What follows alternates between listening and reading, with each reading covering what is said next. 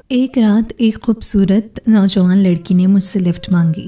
پورا شہر گھومنے کے بعد کہنے لگی، میں آپ کی منت کرتی ہوں مجھے اپنے گھر لے جائیں، اور پھوٹ پھوٹ کر رونے لگی۔ میں اس کو اپنے گھر لے گیا۔ اس کے پاس بہت سامان تھا۔ میں نے سمجھا کہ اس کے گھر والوں نے اسے گھر سے نکال دیا ہے۔ گھر آ کر اس نے اپنی چادر اتاری تو وہ ایک بہت ہی خوبصورت لڑکی تھی۔ میرا دل اس پر ہار گیا۔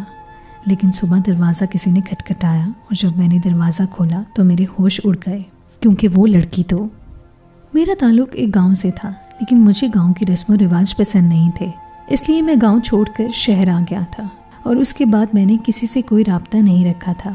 آج میں ایک کمپنی کا MD تھا۔ مجھے معلوم نہیں تھا کہ گاؤں میں میرے رشتہ دار کون ہیں، کہاں ہیں اور کیا کرتے ہیں۔ میرے والدین فوت ہو چکے تھے، اور میرا باقی کسی سے کوئی رابطہ نہیں تھا، اور میں کسی سے کوئی رابطہ رکھنا بھی نہیں چاہتا تھا۔ میں شہر میں اکیلا رہتا تھا، اور ایک دن جب میں آفس سے واپس گھر جا رہا تھا تو ایک لڑکی نے مجھ سے لفٹ مانگی۔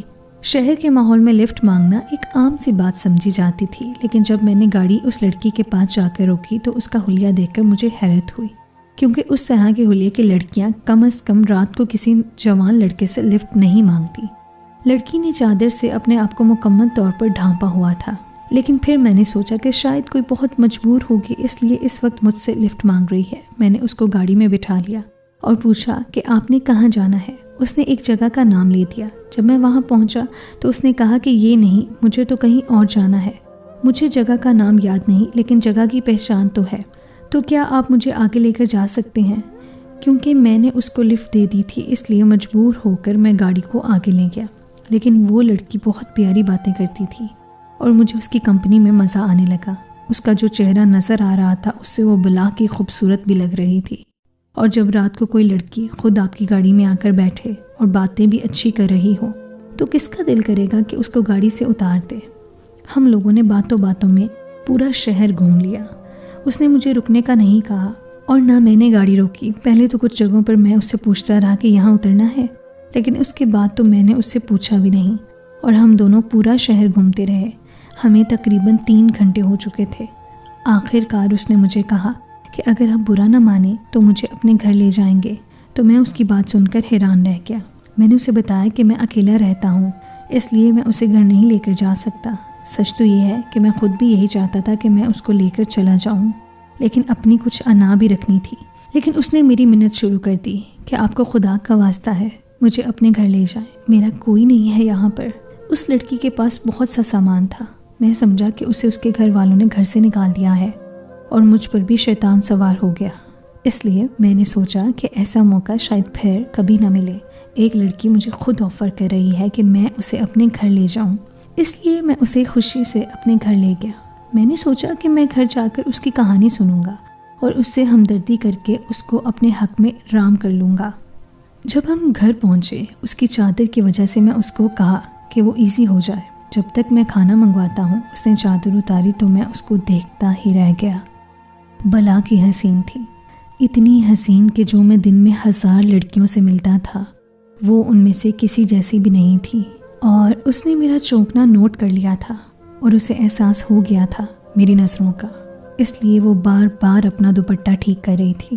مجھے اپنی حرکت پر شرمندگی ہوئی، اور میں نے سوچا کہ اگر میں نے ابھی سے اپنا رنگ دکھانا شروع کر دیا تو یہ کبھی نہیں مانے گی۔ مجھے پہلے شریف ہونے کا ناٹک کرنا ہوگا۔ حقیقت تو یہ ہے کہ ابھی تک میری زندگی میں کوئی لڑکی نہیں آئی تھی، لیکن اس لڑکی نے مجھے شدید متاثر کر لیا تھا۔ میں نے باہر سے کھانا منگوایا، اور ہم دونوں نے اکٹھی بیٹھ کر کھانا کھایا۔ میں نے اس سے پوچھا اگر وہ مناسب سمجھے تو مجھے بتا سکتی ہے کہ وہ کون ہے اور کہاں سے آئی ہے۔ اس نے کہا کہ اب تو ادھر ہی ہوں، اور رات بہت ہو گئی ہے، تو میں آپ کے اس سوال کا جواب صبح دوں گی۔ میں نے اس کے بعد اس موضوع پر بات نہیں کی، اور ہم لوگ رات کافی دیر بیٹھ کر باتیں کرتے رہے۔ مجھے اس لڑکی کے ساتھ وقت گزارنا اچھا لگنے لگا، اور میں نے سوچ لیا تھا کہ میں اسے کہیں نہیں جانے دوں گا، لیکن اتنی جلدی اس کو اپنے آپ سے متنفر نہیں کرنا چاہتا تھا کچھ بھی کہہ کر، اس لیے اس کے سامنے ریزرو ہونے کا ناٹک کرتا رہا۔ وہ رات میرے لیے باقی تمام راتوں سے ہٹ کر تھی کہ میں ہمیشہ رات کو اپنے گھر میں اکیلا ہوتا تھا، اور یہ سب بچپن سے چل رہا تھا۔ لیکن آج میری چھت کے نیچے ایک صنف نازک بھی موجود تھی जिसका इसे पहले मेरी ज़िंदगी में कुछ अता पता नहीं था। और मज़े की बात यह है कि मुझे सिर्फ अभी उस लड़की का नाम ही मालूम था, लेकिन फिर भी मैंने सारी रात से सोचते हुए गुजारी। मालूम नहीं मैं उससे मुतासिर हो रहा था, ये मेरे अंदर का शैतान मुझ पे हावी हो रहा था। ये बात मुझे समझ नहीं आई, लेकिन जो भी था मुझे उस लड़की को सोचना अच्छा लग रहा था और बार बार उसका नाजुक सरापा मेरी नज़रों के सामने आता। उसके लंबे हसीन बाल, बात बात पर मुस्कुराना और मुस्कुराते हुए उसके गाल पर पड़ते हुए डिम्पल, जिसको देखकर मुझे दिल चाहता था कि उसे छू लूं, पर अमल नहीं कर सकता था। मुझे लगता था कि ज़्यादा देर तक खुद को रोक नहीं सकूंगा, क्योंकि देखा जाए तो एक तरह से मेरा कसूर भी नहीं था। एक तो वो लड़की बला की हसीन थी और रात की तन्हाई में इतने एतमाद से साथ बैठना, बातें करना। उसकी बातों से अंदाज़ा होता था कि वो बहुत पढ़ी लिखी है और उसके अंदाज में कहीं भी मुझे खौफ महसूस नहीं हुआ।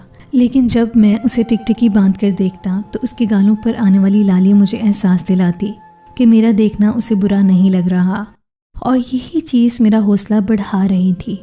और कुछ गलत भी तो नहीं था, क्योंकि अगर देखा जाए तो आज के दौर में जो खूबियाँ किसी लड़के में होनी चाहिए वो सब मुझ में थी।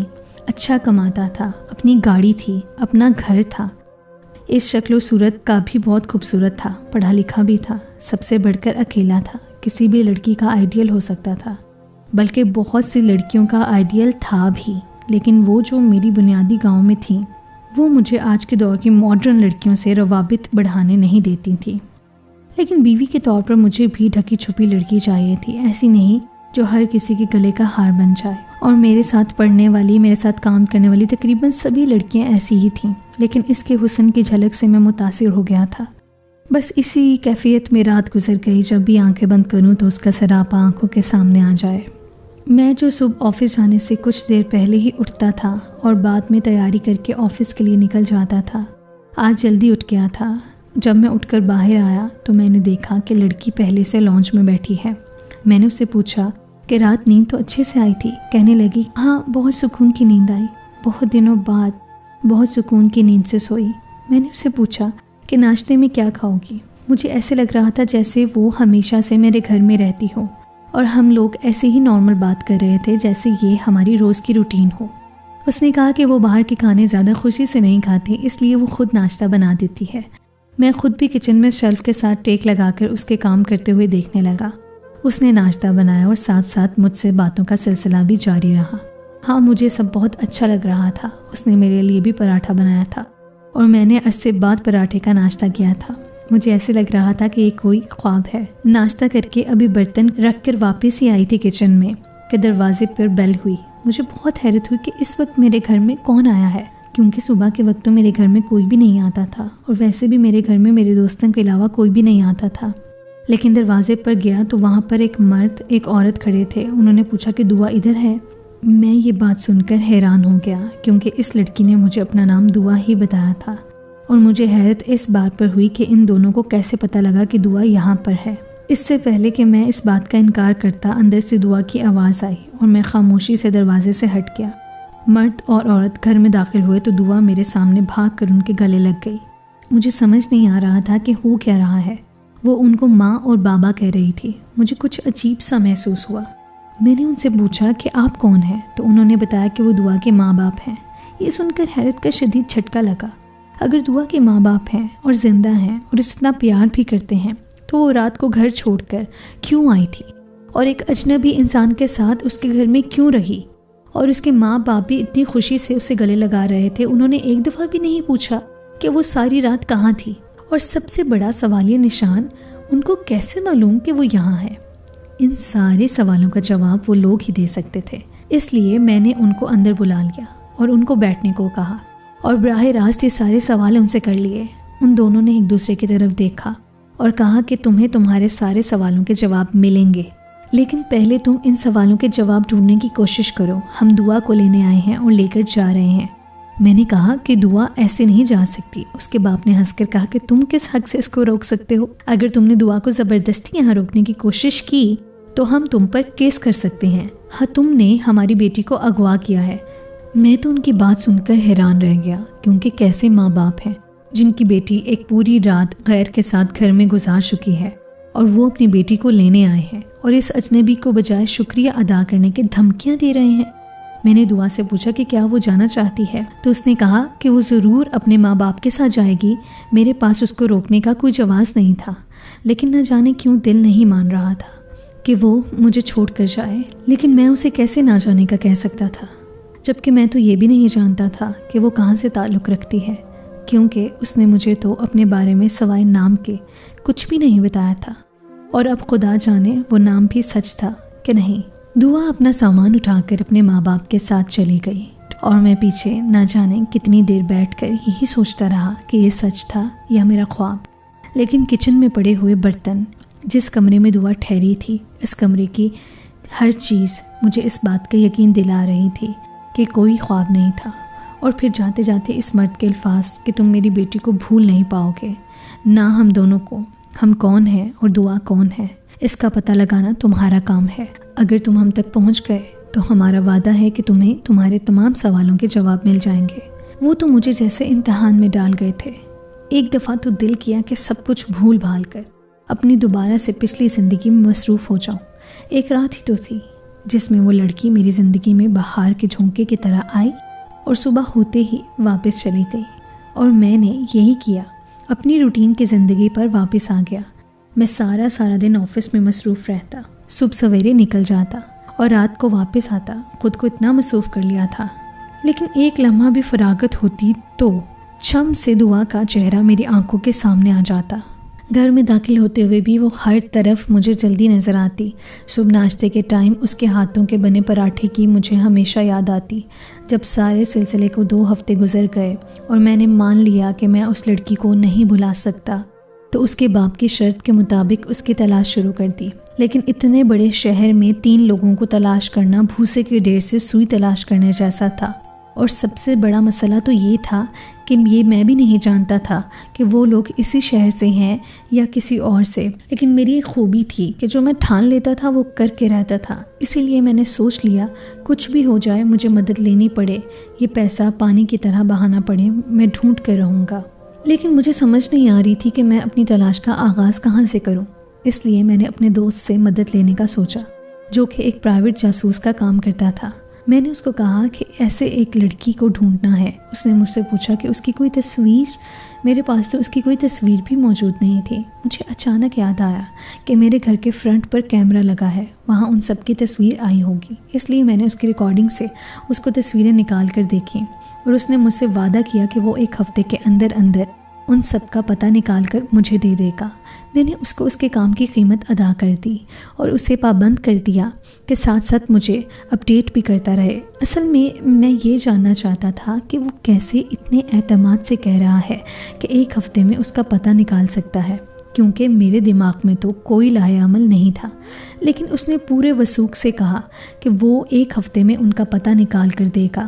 اس نے میری کالونی سے ابتدا کی، جہاں پر کیمرے لگے تھے ان کی پرانی ریکارڈنگز نکلوانا شروع کر دیں، تاکہ معلوم ہو کہ وہ لوگ کس راستے پر گئے ہیں۔ مجھے اس کی یہ تکنیک پسند آئی، کیونکہ یہ تو وہ چیز تھی جو میرے دماغ میں بھی نہیں تھی، اور اب مجھے یقین ہو گیا کہ وہ انہیں ڈھونڈ نکالے گا، کیونکہ مختلف لوگوں سے ریکارڈنگز نکالنے میں کم از کم 1 ہفتہ لگ ہی جائے گا۔ اور اس نے بڑی محنت سے کام کیا اور مختلف جگہوں پر مختلف دکانوں میں لگے ہوئے کیمراز سے ان کا تعاقب جاری رکھا، اور اس نے معلوم کر لیا کہ وہ لوگ کس راستے پر ہیں۔ اور آخر کار 4 دنوں بعد وہ میرے پاس آیا کہ وہ لوگ شہر کے نہیں ہیں، بلکہ وہ لوگ گاؤں سے تعلق رکھتے تھے۔ میں تو حیران ہو گیا کہ وہ لوگ گاؤں سے شہر میں کیسے میرے پاس آئے تھے۔ اب تو میرے تجسس کی انتہا ہو گئی تھی۔ میں نے اس سے پوچھا کہ وہ کس گاؤں سے تعلق رکھتے ہیں اور کیسے معلوم ہوا کہ وہ لوگ گاؤں سے تعلق رکھتے ہیں۔ تو اس نے بتایا کہ وہ یہاں سے سیدھے بس اڈے پر گئے تھے اور بس میں بیٹھ گئے تھے۔ اس نے مختلف CCTV کیمراز اور فوٹیج دیکھ کر اندازہ لگایا کہ بس کہاں سے گزری ہے، اور ایک CCTV کیمرہ کے تھرو انہیں اس کا آئیڈیا ہو گیا۔ اور اس کے علاوہ ایک CCTV کیمرے میں وہ لوگ بس سے اترتے ہوئے اور ایک ٹیکسی میں بیٹھتے ہوئے نظر بھی آئے تھے۔ اس ٹیکسی ڈرائیور سے ان تینوں کی تصویریں دکھا کر معلومات حاصل کی گئی تھیں، تو اس نے بتایا کہ وہ ان کو ایک گاؤں میں چھوڑ کر آیا ہے، اور جب اس نے گاؤں کا نام بتایا تو میرے پاؤں کے نیچے سے زمین نکل گئی، کیونکہ یہ تو میرا ہی آبائی گاؤں تھا جس کو میں سالوں سال پیچھے چھوڑ آیا تھا۔ اب تو کہانی اور بھی پیچیدہ ہو گئی تھی، اور وہ لوگ کون تھے اور میرے گاؤں سے میرے ہی گھر کیوں آئے تھے؟ वो लोग मुझे जानते थे। मेरे पास और कोई रास्ता नहीं था सवाए इसके कि मैं गांव जाता। इसलिए मैं ऑफिस से कुछ दिनों की छुट्टियां ली और सालों बाद उसी गांव में वापस गया जहां ना जाने का मैं खुद से अहद किया था। इस गांव में दाखिल हुआ तो मुझे फिर से माजी याद आने लगा, कैसे मेरे माँ बाप को कत्ल कर दिया गया था और कैसे मेरी सारी जायदाद को जब्त किया गया था। इंसाफ ना मिलने पर ही मैंने ये गांव छोड़ा था और शहर चला गया था। वो तो मेरी किस्मत अच्छी थी कि मेरे माँ बाप ने वहाँ एक दोस्त के साथ एक कारोबार में कुछ पैसे लगाए थे और उन्हीं पैसों की आमदनी से मैंने अपनी तालीम मुकम्मल की और एक कामयाब इंसान था। मैं इस काबिल ज़रूर था कि अपने माँ बाप के कातिलों का गिरेबान पकड़ सकता और मैंने सोच लिया था कि अब जब मैं वापस आ गया हूँ तो अपने माँ बाप के कातिल से भी ज़रूर इंतकाम लूँगा। लेकिन सबसे पहले मुझे दुआ को तलाश करना है। गांव में दाखिल होते ही एक बुजुर्ग से दुआ के बाप की तस्वीर दिखाकर पूछा कि ये कौन है और कहाँ रहता है, क्योंकि मैं दुआ से उसकी माँ की तस्वीर नहीं दिखाना चाहता था, क्योंकि मुझे मालूम था कि हमारे गांव के लोग पर्दे के मामले में बहुत सख्त हैं। और अब दुआ का खुद को चादर में लपेट कर घूमना और उसका हुलिया भी मुझे समझ आ गया था। उन्होंने मुझे घर का बताया और जब मैं घर के दरवाजे पर जाके खड़ा हुआ तो यूँ लगा कि माजी में वापस आ गया हूँ। मैंने जब दरवाज़ा बजाया तो दुआ के बाप ने दरवाज़ा खोला और मुझे देखकर बहुत खुश हुए और कहने लगे कि मुझे यकीन था कि तुम एक दिन हमें तलाश कर लोगे। रिपीट। और उन्होंने कहा कि मुझे यकीन था कि तुम एक दिन हमें तलाश कर ही लोगे। उन्होंने मुझे घर में बुलाया और बीवी को कहा कि मेरी खातिर मदद करे। मैंने उनसे कहा कि मुझे किसी चीज़ की ज़रूरत नहीं है, मैंने आपकी शर्त पूरी कर दी है, अब आप मुझे मेरी तमाम सवालों का जवाब दीजिए। उन्होंने कहा कि अगर तुम हकीकत जानना चाहते हो तो फिर सुनो, मैं तुम्हारा मामू लगता हूँ, मैं तुम्हारी माँ का मुंह भोला भाई हूँ। हमारी एक ही बेटी है दुआ और उसके बाद अल्लाह ने हमें कोई औलाद नहीं दी और तुम्हारी माँ ने बचपन में ही तुम्हारे लिए दुआ को मांग लिया था। तुम भी जानते हो कि हमारे इलाके में रिवाज है, इसलिए हम लोगों ने तुम दोनों का बचपन में ही निकाह कर दिया था, जो कि तुम्हें मालूम नहीं होगा। अचानक तुम्हारे वालिदैन कत्ल हुए थे और तुम गांव छोड़कर चले गए थे, इसलिए तुम्हें बताने का कभी मौका ही नहीं मिला और तुम शहर जाकर ऐसे गायब हुए कि पलटकर खबर ही नहीं ली। मेरी बेटी के लिए लोग रिश्ते भेजने शुरू हो चुके हैं, लेकिन तुम्हारे निकाह में होते हुए उसकी दूसरी जगह शादी कैसे कर सकता था और उसकी सारी ज़िंदगी अपने साथ भी नहीं रख सकता था। इसलिए मैंने तुम्हारा पता लगाने की कोशिश की और मुझे यकीन था कि अगर मैं जाकर तुम्हें बताऊंगा कि मैं कौन हूँ और मेरी बेटी तुम्हारी बीवी है तो तुम यकीन नहीं करोगे और यकीन कर भी लोगे तो उसको कबूल नहीं करोगे। तुम्हारे काबिल बनाने के लिए मैंने अपनी बेटी को भी आला तालीम दिलवाई है, इसलिए मैंने दुआ को तुम्हारे पास भेजा और ज़्यादा देर तक हम दुआ को तुम्हारे पास नहीं छोड़ सकते थे, इसलिए दूसरे दिन ही उसको लेने के लिए आ गए हैं। तुम सारी हकीकत जान चुके हो, दुआ के साथ वक्त भी गुजार चुके हो और तुम्हें उसकी फितरत का भी अंदाज़ा हो गया है। जो तुम्हारा फ़ैसला होगा हमें कबूल होगा। मैं तो अभी ये जानकर हैरान था कि मेरी एक बीवी भी थी, जो मुझे मालूम ही नहीं था। मैंने उनसे कहा कि मैं कोई फ़ैसला करने से पहले दुआ से बात करना चाहता हूँ। वो खुशी से राज़ी हो गए और उन्होंने मुझे दुआ से बात करने की इजाज़त दे दी। मैं उसके कमरे में गया और सीधे सीधे सवाल कर लिए कि क्या वो मेरे साथ रहना चाहती है। उसने कहा कि वो बचपन से ही एक बात सुनती रही है कि वो मेरी इमानत है और उसने मेरे अलावा कभी किसी के बारे में सोचा भी नहीं, इसलिए वो तो मेरे साथ रहना चाहती है। बाकी मेरी मर्ज़ी, मैं तो पहले ही उसका दीवाना हो चुका था, इसलिए मैंने उससे कहा कि मैं उससे पूरा रस्मों और रिवाजों के साथ शादी करूंगा, लेकिन इससे पहले मुझे अपने माँ बाप के कातिलों से इंतकाम लेना है। मेरे मामू ने बताया कि तुम्हें इंतकाम लेने की ज़रूरत नहीं है, जिसने तुम्हारे माँ बाप का कत्ल किया था कुदरत ने खुद ही उससे इंतकाम ले लिया और आज वो हर इंसानों के पत्थरों का निशाना है, क्योंकि इसका दिमाग उलट चुका है और वो पागल हो चुका है। कूड़ा क्रिकेट से चुनकर खाता है, बच्चे इसको पत्थर मारते हैं। मैं कुदरत के फैसले पर शुक्रगुजार हो गया और दुआ के वालिदैन से वादा किया कि बहुत जल्द बारात लेकर उनके घर आ जाऊंगा और इस गांव से जहां से मैं लड़कपन में टूट कर निकला था, इसने दोबारा मुझे तमाम खुशियां दे दी थी।